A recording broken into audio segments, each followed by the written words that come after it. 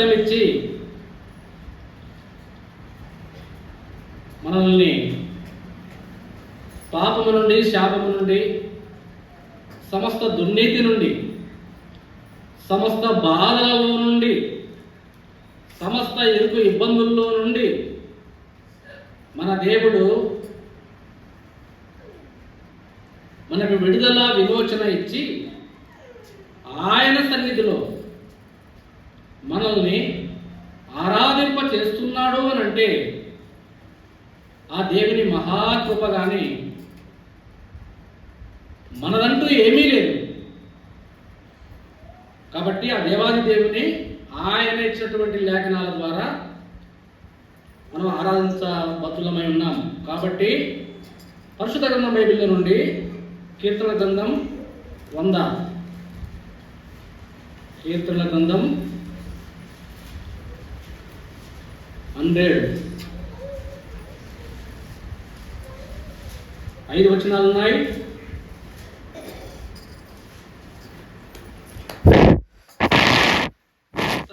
ప్రకారంగా చదువుకుంటాం. సమస్త దేశములారా యెహోవాకు ఉత్సాహధ్వని చేయుడి.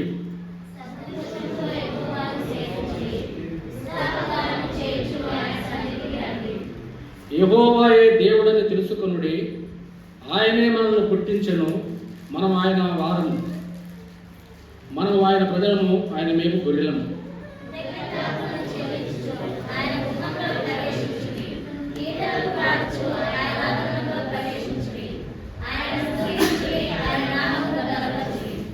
యెహోవా దయాళుడు, ఆయన కృప నిత్యముండును, ఆయన సత్యము తరతరములుండును. యోహాను సువార్త 4:24.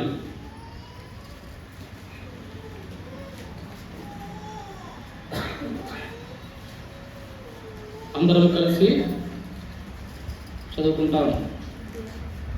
యోహాను సువార్త 4:24.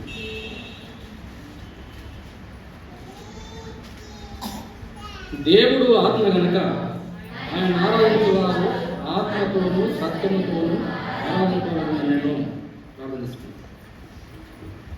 పరిశుద్ధ ప్రేమైన తండ్రి, వందనాలైనా ఈ పాద సన్నిధిలో నిలిచి ఉన్నాం. నేను నిష్ప్రయోజకుడను, నిలబడటానికి శక్తి లేని వాడను, మాట్లాడటానికి జ్ఞానం ఎంత మాత్రం లేని వాడను. నిలిచి ఉన్నాను అంటే నీ సన్నిధిలో నా మాటలు ప్రభువా కాకుండానట్లు అవి మీ మాటలై ఉండులాగున నీ ఆత్మతో అభిషేకించి నన్ను వాడుకొని మహిమ పొందమని, మాట్లాడడానికి జ్ఞానం దయచేయమని దీనుడంగా తగ్గించుకొని వేడుకొనుచున్నాను తండ్రి. ఆమేన్.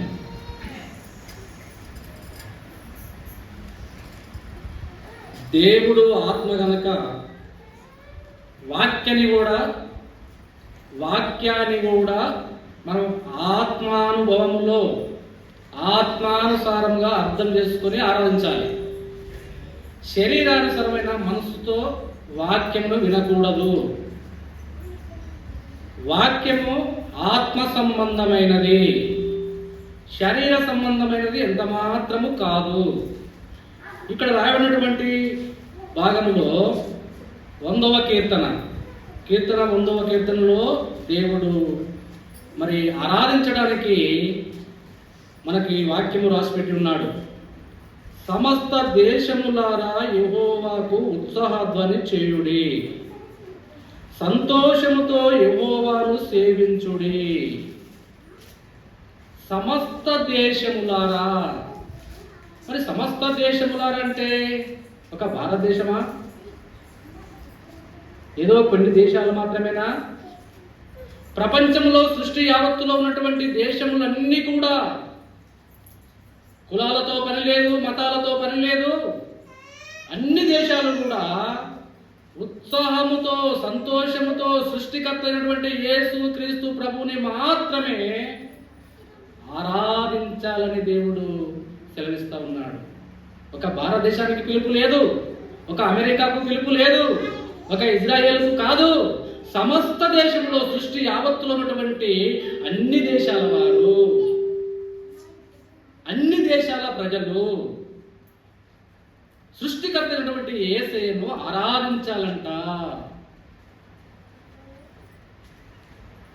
ఏ విధంగా ఆరాధించాలంట? సంతోషముతో యెహోవాను సేవించుడి. సంతోషముతో, బలిమికి కాదు.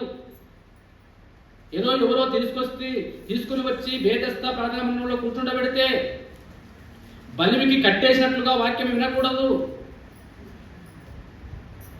అయ్యో నా పనంతా పాయ కదనని మనసంతా పనికాయ పెట్టుకొని ఇక్కడ కూర్చుంటే అది సంతోషము కాదు. ప్రియమైన దేవుని బిడ్డలారా, ఇక్కడ సంతోషముతో మనం ఆరాధించాలంటే సంతోషింపకుండునట్లు ఆనంద సంతోషాలు దేవుని సన్నిధిలో మనము మనం బయలుపరచకుండా ఆ సాతానుడు మనల్ని వెనుకకి లాగేటువంటి పరిస్థితిలో ఉంటాడు. సమస్త దేశములారా మీకు సమస్తమైనటువంటి ప్రయాస, బాధలు, ఇరుకులు, ఇబ్బందులు మిమ్మల్ని వెనుకకు లాగుతాయి. మత్తయి సువార్త 11:28. ఒక మాట చదవండి. మత్తయి సువార్త 11:28. కృష్ణవర్త ఉండాలి. ప్రయాసపడి భారము మోసుకొని పోచున్న వారులారా నా యుద్ధకు రండి, నేను మీకు విశ్రాంతి కలగజేతును. విశ్రాంతిని ఇస్తాడు. ఎక్కడి నుండి ఇస్తాడు? ఎలాంటి భారం ఉందంట చూడండి. సమస్త బాధల్లో నుండి, సమస్త ఇబ్బందుల నుండి ప్రయాసముతో ఉన్నటువంటి మనల్ని ఆ దేవుడు మన ప్రయాస అంతటిని తీసివేసి, మన బాధలన్నింటినీ తొలగించి, మన సమస్యలన్నింటినీ తొలగించి దేవుని సన్నిధిలో ఆనందించడానికి, ఆరాధించడానికి ఆయన కృపనిస్తున్నాడు. నిజంగా దేవుని యొక్క కృప ఉన్నదని సంగతి మర్చిపోవద్దు. సమస్త దేశములారా నా సన్నిధికి వచ్చి మీరు ఆరాధించుడి అనేటువంటి మాటలో దాని వెనుక కొంత ప్రయాస మనకున్నది, కొన్ని ఇబ్బందులు మనకు ఉన్నాయి, కొన్ని శ్రమలు మనకు ఉన్నాయి. అన్నిటిని విడిచిపెట్టి ఇక్కడికి వచ్చినామంటే మన సొంత ప్రయోజనం కాదు, మన సొంత ప్రయాస అసలే కాదు. దీని వెనుక దేవుడు కార్యం చేసినాడు. కాబట్టి ప్రయాసపడి భారం మోసుకొని పోతున్న సమస్త జనులారా మీరు నా యొద్దకు వచ్చి నా సన్నిధిలో ఆనందిస్తూ ఆరాధించండి, మనో ఉల్లాసముతో ఆరాధించండి. చూడండి, ప్రతి మనిషికి సంతోషం అవసరం, అవునా కదా? ప్రతి మనిషికి సంతోషం అవసరం. ఎప్పుడు ఏదో కట్టేసినట్లుగా, ఏదో ఒక చింత, ఏదో ఒక బాధ మనల్ని వెంటాడుతూ ఉంటే, మనల్ని వేటాడుతూ ఉంటే, బంధింపబడినటువంటి బందీకాలంలో ఉన్నట్టుగా మన మనస్సును కట్టేసుకొని ఎన్నాళ్ళు జీవించగలం? మనం ఇలా ఎన్ని నాళ్ళు జీవించగలము? మన దేవుడు మనకు మనోల్లాసాన్ని ఇచ్చినాడు. కలవరి శిలువలో కార్చినటువంటి అమూల్య రక్త దారుల చేత ఆ దేవాది దేవుడు మనల్ని కడిగి, పవిత్రపరిచి, పావనపరిచి దేవుని సన్నిధిలో ఆరాధింపజేస్తున్నాడు, ఆనందపడేలా చేస్తూ ఉన్నాడు. ప్రేమన దేవుని బిడ్డలారా, ప్రయాసము ఏదైతే ప్రయాసం ఉన్నది, ఆ ప్రయాసాలన్నింటినీ కూడా మరి అలాంటి ప్రయాస, అలాంటి బాధలను ఏ విధంగా మనం ఛేదించుకొని ముందుకు రావాలి? ఒక భక్తుడు ఉన్నాడు, మంచి భయభక్తులు కలిగిన వాడు, దేవుని యందు ఎంతో విశ్వాసం ఉన్నటువంటి వాడు. ఆయన చాలా ఆస్తిపరుడు. ఒలివల తోటలు ఉన్నాయి, అంజూరపు తోటలు ఉన్నాయి, ద్రాక్ష తోటలు ఉన్నాయి, గొర్రెలు ఉన్నాయి, పశువులు ఉన్నాయి, అన్నీ ఉన్నాయి. చాలా గొప్పవాడు. అన్నిటితో పాటు దేవుడు కూడా ఉన్నాడు. అన్నిటితో పాటు ఎవరు ఉన్నారు? ఆయనకు దేవుడు కూడా ఉన్నాడు. మనకు అన్ని ఉంటే దేవుడు ఉన్నాడా? ఆరాధించే మనము ఆలోచన చేసుకోవాలి. ఈ అన్ని మనకుంటే దేవుడు మనకు ఉంటాడా? ఉండడా? ఉండాలా లేదా? మరి ఉంటావా? ఏమైనా దేవుని బిడ్డలారా, కాస్త కొంచెం ఆస్తి మనకు ఎక్కువ ఉంటే ధనము ఎక్కడ ఉండునో హృదయం అక్కడ ఉండును. ప్రియమైన దేవుని బిడ్డలారా, అన్నిటిని కూడా ఛేదించుకొని ముందుకు రావాలి. ముందుకు రావాలంటే హబక్కూకు గ్రంథం చూద్దాం. హబక్కూకు గ్రంథం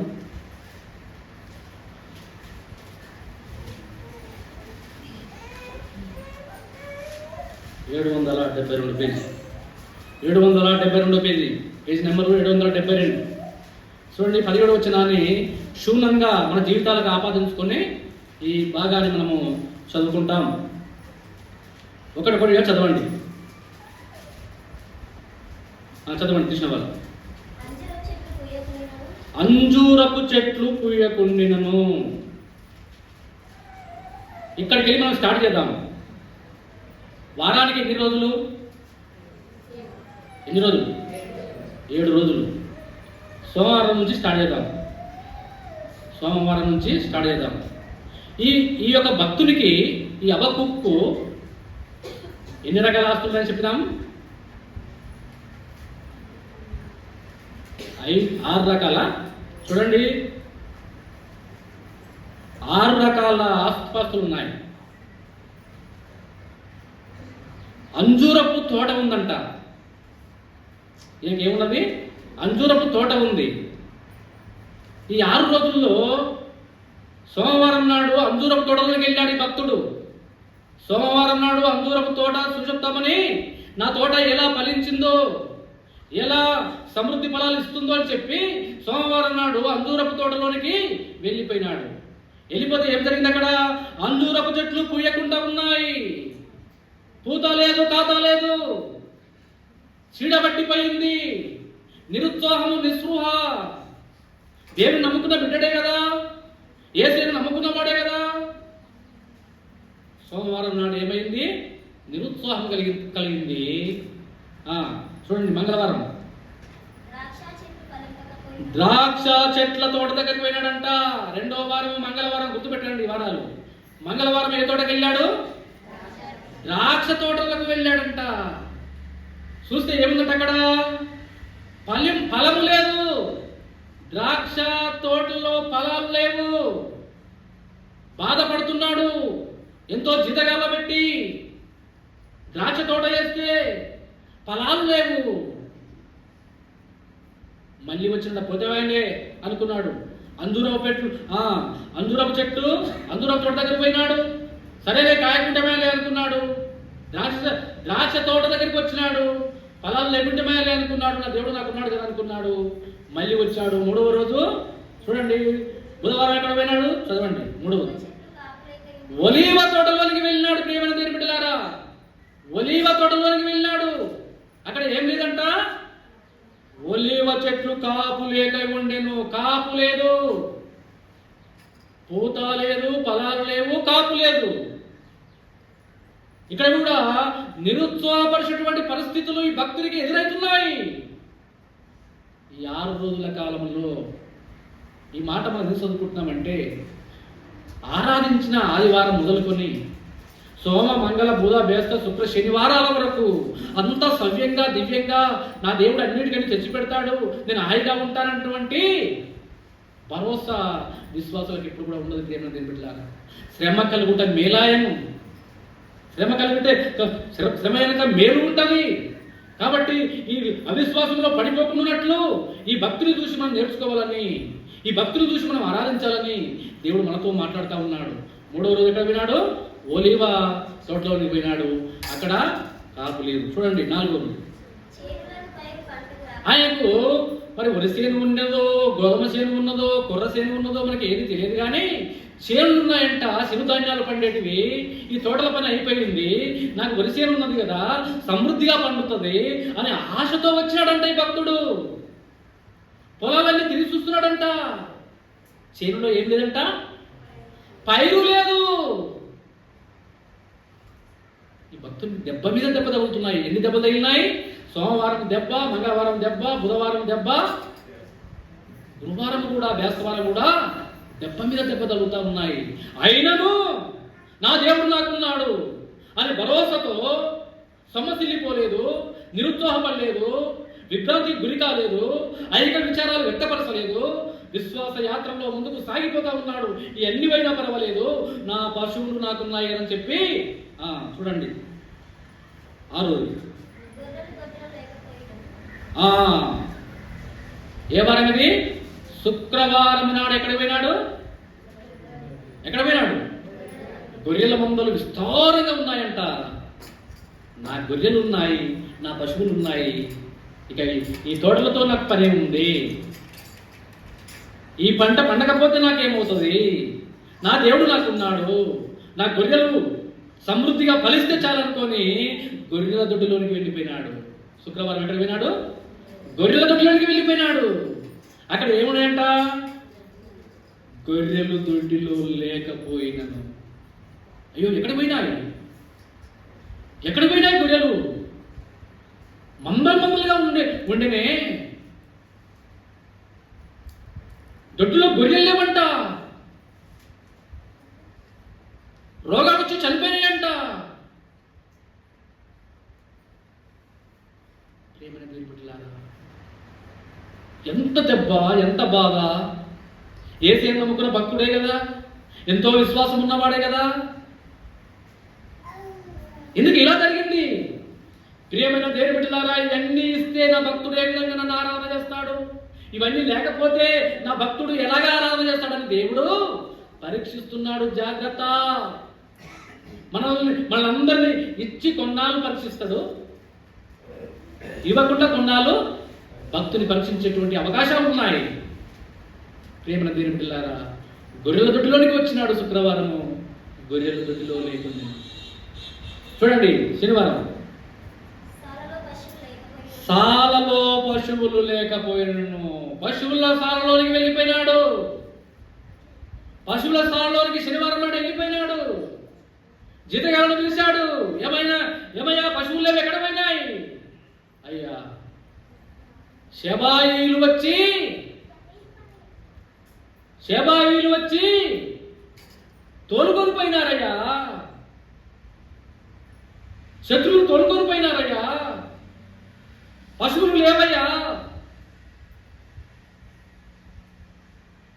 ఇంకేమున్నది? 6 రోజులు అయిపోయినాయా? 7వ రోజు దేవుని మందిరానికి పోయి ఆరాధించాలి. ఇక ఎట్లా ఉంటుందో ఒకసారి మన జీవితాల్లో కూడా ఆపాదించుకుందాం. 6 రోజులు దెబ్బలు తగిలినాయి. మామూలు దెబ్బలు కాదు. తినడానికి తిండి లేనటువంటి పరిస్థితులు, ఉన్న ఆస్తిపాస్తులు అన్ని పోయినాయి. ఒలివల తోటలు, అంజూరపు తోటలు, ద్రాక్ష తోటలు, చేనులో పైరు లేదు, దొడ్డిలో గొడ్డలు లేవు, సారులో పశువులు లేవు.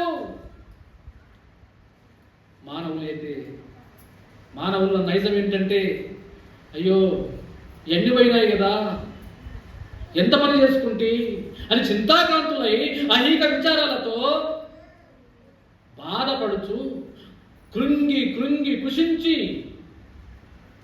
కూలపడిపోతారు. ఆదివారం ఉన్నది, ఇంకొక వారము స్నేహితులంతా వచ్చినారు, సంఘస్థులంతా వచ్చినారు. హబక్కూకు, మందిరానికి పోదాం రా అయ్యా, మందిరానికి పోదాం రా, దేవుని ఆరాధించాలి కదా, మందిరానికి పోదాం రా అంటే ఈ భక్తుడు ఏమనాలి ఇప్పుడు? ఏ మందిరం పోయా, ఆ దేవుడు నాకేం చేసిండని,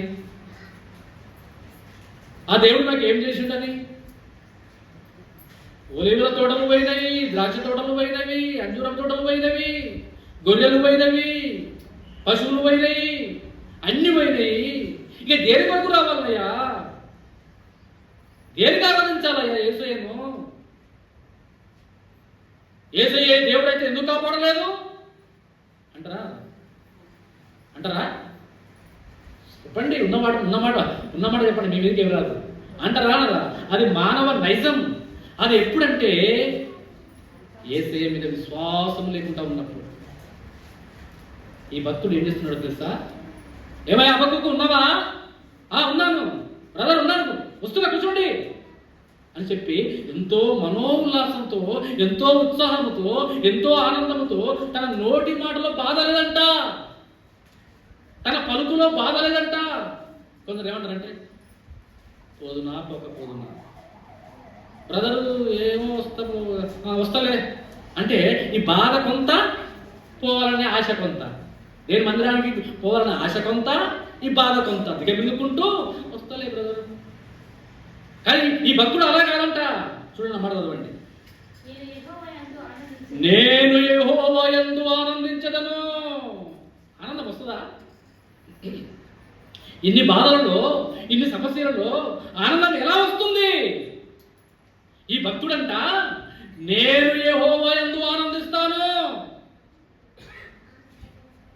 అంజూరపు చెట్లు బాగా కాత కాసినాయనా?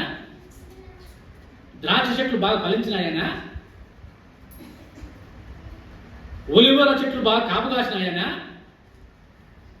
గొర్రెలు మందలుగా 30 అంతలు 60 అంతలు 100 అంతలుగా ఫలిస్తున్నాయనా? పశువులు ఒక్క దొడ్డికి 7 దొడ్లు ఇలా విస్తరించిపోతున్నాయనా? మరి దేని గురించి అలా ఆనందించాలి భక్తుడు? దేని గురించి ఆనందిస్తున్నాడు? దేవుడు నమ్మదగినవాడు, నా దేవుడు నమ్మదగినవాడు. ఇవన్నీ కూడా చూడండి. యోబు భక్తుడు అంటాడు ఈ మాట. చదువుదాం. యోబు గ్రంథం 1వ అధ్యాయం తీసుకోవాల్సిన తొందరగా. ఆరాధనలో లేట్ అవుతుంది, ఇక ముగించుకుందాం. పెద్దగా ఏం అవసరం లేదు. తీసుకోవాల్సిన యెహోవా ఇచ్చాను ఆ మాట చదవండి. అక్కడ కాదు, నేను ఈ మాట బాగేనండి. నేను నా తల్లి గర్భములో నుండి దిగంబరినై వచ్చి తిని దిగంబరినై అక్కడికి తిరిగి వెళ్ళేదను. యెహోవా ఇచ్చాను, యెహోవా తీసుకొని పోయాను. యెహోవా నామమునకు స్తుతి కలుగును గాక. ఎంత మాట చూడండి, ఎంత మాట చూడండి, ఎంత విశ్వాసం చూడండి. ఏమైనా దేవుని బిడ్డలారా, ఈ విశ్వాసం మనందరికి ఉంటే ఎంత బాగుంటుంది. ఈ విశ్వాసం మనందరం కలిగి ఉంటే ఆ యోగు భక్తుడు పొందినటువంటి ఆ 2 అంతల మేలు మనం పొందలేమా? మనం పొందలేమా? ప్రియమైన దేవుని బిడ్డలారా, ఈ హబక్కూకు ప్రవక్తకు ఏ దెబ్బలైతే తగులుతా వచ్చినాయో ఈ యోగు కూడా అవే దెబ్బలు తగులుతా వచ్చినాయి. దెబ్బ మీద దెబ్బ తగులుతా వచ్చినాయి. అయినను వచ్చినాడు, శత్రువు వచ్చినాడు. ఏమయ్యా యోగు, నీ మందలు వాయే, ఒంటెలు వాయే, గాడిదలు వాయే, పశువులు వాయే, కుమారులు వైరి, కుమార్తెలు వైరి. ఊదు దేశంలో గొప్ప ఆస్తి పరునివి, నీ ఆస్తి ఎంత వాయే, నీ పేరు ప్రఖ్యాతలు అన్ని వాయే. నీ గవిని యొద్దను కూర్చొని అనేకులకు తీర్పు తీర్చేవాడివి, అవన్నీ వాయే. ఇప్పుడు ఏమంటావయ్యా, నీ దేవుడు గొప్పవాడేనా చెప్పని ఆ శత్రువు అంటే అంటాడు. ఏమయ్యా, ఏమైనవయ్యా, ఏమైనాయి? నేను తల్లి గర్భంలో జన్మించినాడు, ఇవన్నీ నేను తీసుకుని వస్తున్నా. అంచెలంచెలుగా నా వయసు కొలది నేను ఎదుగుతా ఉంటే ఆ దేవుడు నాకు అన్ని ఇచ్చినాడు. ఒకదాని తర్వాత ఒకటి అన్ని ఇస్తా వచ్చినాడు. అన్ని ఇచ్చిన దేవుడు అన్ని తీసుకున్నాడు. అది నా సొత్తు నాదా? ఆ సొమ్ము నాదా? కాదే. యెహోవా ఇచ్చెను, యెహోవా తీసుకొని పోయాను. యెహోవా నామమునకే స్తుతి కలుగును గాక.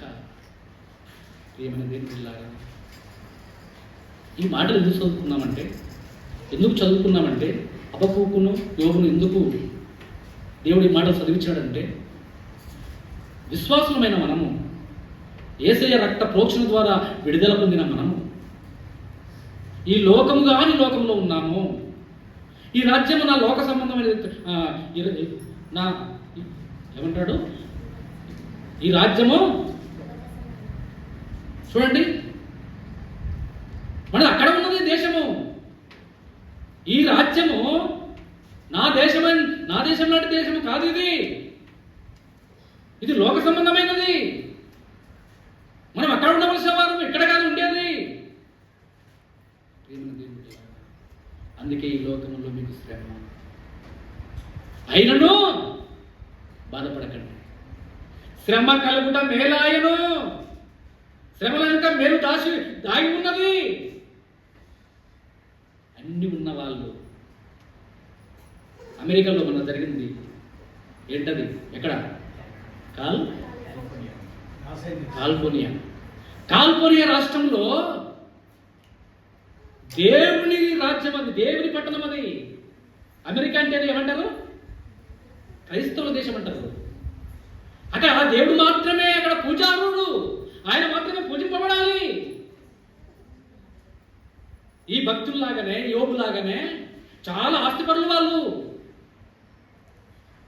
చాలా ఆస్తిపరులు దేవుని మర్చిపోయి తన ఇష్టానుసారంగా నోవాహు కాలంలాగా తినుచూ త్రాగుతూ ఆడుతూ పాడుతూ ఆ బాలీవుడ్ నటీనటులు అందరూ కూడా దేవుని క్లించపరిచి దేవుని పేరే లేకుండా దేవుడెవరయ్యా దేవుడు? అంత మా తెలివితేటలతోటి మా జ్ఞానంతో ఈ అందమైన పట్టణాన్ని మేము రూపుదిద్దుకున్నాము, ఈ పట్టణం మాది అని చెప్పి దేవునికి జీరో పెట్టి వాళ్ళే మార్కులు వేసుకొని పొంగిపోచున్నటువంటి వేళ, గర్భపడుతున్నటువంటి వేళ, ప్రియమైన దేవుని బిడ్డలారా, ఈ మాట నెబుకద్నెజరు అంటాడు. బబులోను పట్టణాన్ని చూసి ఏమంటాడు? చూడండి, అన్నమాట చదవండి. దానియేలు గ్రంథం, ఇది మనకు సంబంధించినటువంటి భాగమే. చదవండి. దానియేలు, ఈ బబులోను మహాపట్నము నేను కట్టించినది కాదా అనే మాట చదవండి.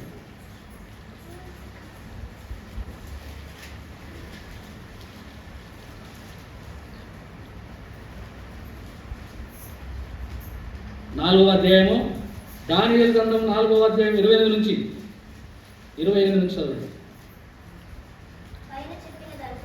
పైన చెప్పినదంతయు రాజగు నెబుకద్నెజరునకు సంభవించెను. 12 నెలలు గడిచిన పిమ్మట అతడు తన రాజధానియగు బబులోనులోని నగరునందు సంచరించుచు రాజు బబులోనును, ఈ మహావిశాల పట్టణము నా బలాధికారమును నా ప్రభావ ఘనతను కనపరచుటకై నా రాజధాని నగరముగా నేను కట్టించినది కాదా? చాలు. చూడండి ఎంత గర్వము. అందమైన పట్టణం అంట. ఈయనదంట ఏంటంటే ఇది ఆయన బలాధికారం చేత కట్టిందంట, ఆయన జ్ఞానంతో కట్టిందంట, ఆయన తెలివితో కట్టిందంట. ఈ మహానగరము, ఈ సుందరమైన నగరము నా తెలివితేటలతో, నా మహిమా ప్రభావాలతో, నా ఘనతతో నేను కట్టినది కాదా? ఈ బాలీవుడ్ నటులు కూడా ఆ కాలిఫోర్నియా రాష్ట్రంలో అలాగనే గర్వపడుతున్నటువంటి వేళ ఎమ్మటే దేవుని యొక్క ఉగ్రత, నీవు కోపపడు వేళ నీ ఎదుట నిలవగలిగిన వాడేవాడు, మీకు మీరే భయంకరులని పరిశుద్ధంగా బైబిల్లో రాయబడి ఉన్నది. ఆ మహా ఉగ్రత ఆకాశం నుండి అగ్నికి వచ్చి నాశనం చేస్తా వచ్చిన ప్రియమైన దేవుని బిడ్డలారా, ఆ విపత్తు ఎంతంత కాదు. ఇప్పుడున్న క్రైస్తవుల అందరికీ కూడా మనోనేత్రాలు వెలిగింపబడటానికి దేవుడు ఆ కార్యం చేసి ఉన్నాడు. మనమంతా జాగరూకత వహించాలి ప్రియమైన దేవుని బిడ్డలారా. యోబు భక్తుడు అందుకే అది తెలుసు కాబట్టి యోబు ఆస్తి వైపు చూడలే. అయ్యో నా పశువులు వాయనే, నా గేదెలు వాయనే, నా గుడ్లు వాయనే, నా గాడిదలు వాయని చెప్పి ఆస్తి మీద మనసు పెట్టక యెహోవా ఇచ్చిన యెహోవా తీసుకొని పోయాను, వాడితో నాకు లెక్కిందయ్యా, నా దేవుడు నాకు ఉంటే చాలు అనుకున్నాడు యోబు భక్తుడు. ఈ హబక్కూకు కూడా ఏమనుకున్నాడంటే అంజూరపు తోటలు, ఒలీవల తోటలు, ద్రాక్ష తోటలు ఇవన్నీ పండకపోయినా పర్వాలేదు, గొర్రెలు లేకపోయినా పర్వాలేదు, పశువులు లేకపోయినా పర్వాలేదు. ఆసాపు ఇంకొక మాట అంటాడు తెలుసా? ఆసాపు ప్రవక్త అంటాడు, ఆకాశమందు నీవు నాకు ఉండగా. చదువుతారా? కీర్తన 73 72 చూడండి. కీర్తన గ్రంథం 73, కీర్తన 73 25. ఆకాశమందు నీవు తప్ప నాకు ఎవరున్నారు? నీవు నాకు ఉండగా లోకములోని ఏది నాకు అక్కరలేదు. అబ్బా ఎంత గొప్ప మాట. ఆకాశమందు నువ్వు నాకు ఉండగా ఈ లోకంలో నాకు ఏది కూడా అవసరం లేదన్నాడు ఆసాపు. యోబు భక్తుడు అదే అన్నాడు, హబక్కూకు అదే అన్నాడు. మరి మనం ఏమంటున్నాం? పంట వండకపోతే నిరుత్సాహం, కూలి దొరకకపోతే నిరుత్సాహం, ఇల్లు లేకపోతే నిరుత్సాహం,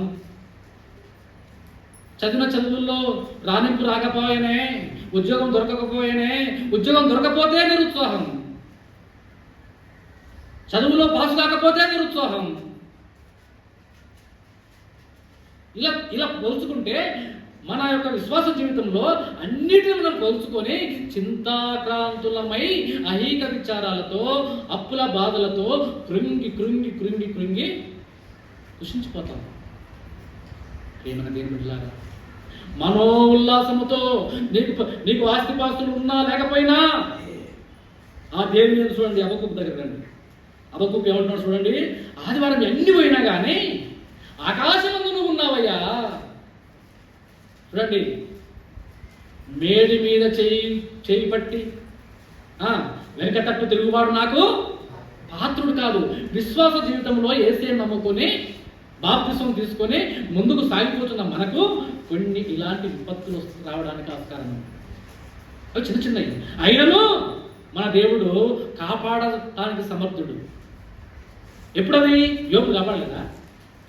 ఎంత పోగొట్టుకున్నాడో అంతకు రెండంతల ఆస్తి. చూడండి, అది చదివిద్దాం. ఎందుకంటే కొందరు అర్థం కాని వాళ్ళు అన్ని పోయినా కిందిగా వేసేది అనుకుంటారు.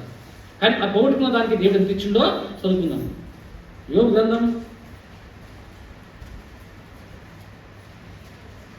42. యోబు గ్రంథం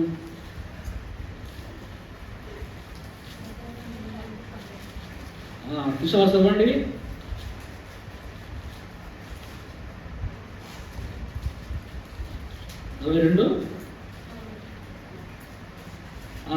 చదువు. మరియు యోబు తన స్నేహితుల నిమిత్తము ప్రార్థన చేసినప్పుడు యెహోవా అతని క్షేమస్థితిని మరలా అతనికి దయచేసెను. మరియు యోబునకు పూర్వము కలిగిన దానికంటే రెండంతలు అధికముగా యెహోవా అతనికి దయచేసెను. ఈ మాట మర్చిపోవద్దు. పూర్వము నీకు ఎంతైతే ఆస్తి ఉన్నదో, ఎంతైతే శత్రువు దాన్ని నాశనం చేస్తా వచ్చినాడో అంతకు రెట్టింపు ఫలము, రెండంతల ఫలము యోబుకి ఇస్తా వచ్చినాడు. ఏమైనా దేవుని బిడ్డలారా, యోబుకి ఇచ్చిన దేవుడు నీకు నాకు ఇవ్వడా? యోబు నమ్ముకున్న దేవుడు నీ దేవుడు నా దేవుడు కాదా? యోబుకు ఎలాంటి అనారోగ్య పరిస్థితి వచ్చే, అరికాలం వరకు తల వరకు స్వస్థత లేనటువంటి రోజులు. అలాంటి సమయంలో కూడా దేవుడు మళ్ళీ పసిపిల్లవారి దేహములాగా అతన్ని స్వస్థపరచలేదా? మనం కూడా అనారోగ్య పరిస్థితిలో ఉన్నాం, ఆర్థికమైన ఇబ్బందులో ఉన్నాం, అప్పుల బాధలో ఉన్నాం, కష్టంలో ఉన్నాం, ప్రయాసతో ఉన్నాం. ప్రయాసపడి భారం మోసుకొని పోతున్న సమస్త జనులారా, నా యొద్దకు రండని పిలిచిన దేవుని దగ్గరికి పోదాం. పోయి ఏం చేద్దాము? ఆరాధన చేద్దాము. హబక్కూకు గ్రంథము చదవండి. 7:18 నేను యెహోవా యందు ఆనందించదను, నా రక్షణకర్త యగు నా దేవుని యందు నేను సంతోషించదను. ప్రభువగు యెహోవాయే నాకు బలము, ఆయన నా కాళ్ళు లేడి కాలముల చేయును. ఉన్నత స్థలముల మీద ఆయన నన్ను నడవ చేయును. ఉన్నత స్థలముల మీద నడవ చేస్తాడు. దేవలోకములో దేవునితో కూడా ఆయన నన్ను నడవ చేస్తాడు. ఎంత గొప్ప విశ్వాసం కలిగి ఉన్నాడు చూడండి. ఆయన కాలని లేడి కాలములు చేస్తాడంట. దేవుడి మందిరానికి పోవడానికి లేడి కాలలాగా గంతులు వేస్తూ వెళ్తున్నాడంట, సంతోషంతో వెళ్తున్నాడంట. యాస్తి వైపు చూడలే. ఏమన్నా దేవుడి బిడ్డలారా, ఈ మాట పుట్టుకుంటి వారి జీవితంలో మనం చూస్తాం. ఆనందంతో సంతోషంతో వాడు లేచి నిలిచి, ఏం కాలంట అవి? లేడి కాళ్ళు. కుంటివాడే నడవలేడే, నిలవలేడే, నజరేడైన యేసు నామములో లేదగానే చీలమండలాలు బలపడి, కాలు బలపడి లేచినాడంట, నిలిచినాడంట, నడుస్తున్నాడంట, గంతులు వేస్తున్నాడంట. శృంగారమని దేవాలయంలో ఆయన ఆనందముతో ఆరాధిస్తా ఉన్నాడు. ప్రేమ దేవుడిలా చూడండి, లేడి కాళ్ళు. మన కాళ్ళు మందిరానికి రావాలంటే ఏడ నడుస్తా బ్రదర్, ఏడ నడుస్తా అక్క, అంత దూరము, నా కాళ్ళు నొప్పులుగా ఉన్నాయి, నా కాళ్ళు నొప్పులుగా ఉన్నాయి, నేను రాలేను, నాకు ఆరోగ్యం బాగలేదు. హాస్పిటల్ కంటే ఎదగలేవా? హాస్పిటల్లో కాలం బాగలేకపోతే ఏదో వాహనం కట్టుకొని 1000 రూపాయలు వాహనానికి ఇచ్చి ఒక కారు కట్టుకొని, ఒక ఆటో కట్టుకొని హాస్పిటల్కి దేని పోతున్నాం? బాగా చేసుకోవడానికి కాదా? హాస్పిటల్ కనిపించిన దేవుడు, మందులోడు కనిపెట్టిన దేవుడు, ఆ దేవుని మర్చిపోయి ఆ కనిపెట్టిన దానికి అంత విలువ వేస్తే కనిపెట్టిన వానికి ఏమిస్తున్నాం మనం? దేవుని మందిరం అంటేనే నిరుత్సవం, పోతేమయ్యండి. అదే ఆపద వచ్చి ప్రాణం పోతుందంటే, అయ్యో రావేమయ్యా, ఆటో ఇస్తారా, ఆటో ఇస్తారా అని చెప్పి తొందర పెట్టి ఎక్కించుకొని పరమోపరిగా వెళ్ళిపోతామే. ప్రాణం అంటే ఎంత భయమే. ప్రాణం పెట్టిన దేవుడు, ప్రాణం ఇచ్చిన దేవుడికి మనం భయపడవద్దా? దేవుడు మనం మర్చిపోవద్దు. జీవం ఇచ్చిన దేవుడు, ఆయనలో జీవము ఉండెను, ఆ జీవం మనుషులకు వెలుగై ఉండను. ఆ వెలుగు మనలో తేజరిల్లాలి. యోగు భక్తుల్లాగా, అబకులాగా మనం కూడా ఉండి ఆరాధించండి. ఆరాధించండి.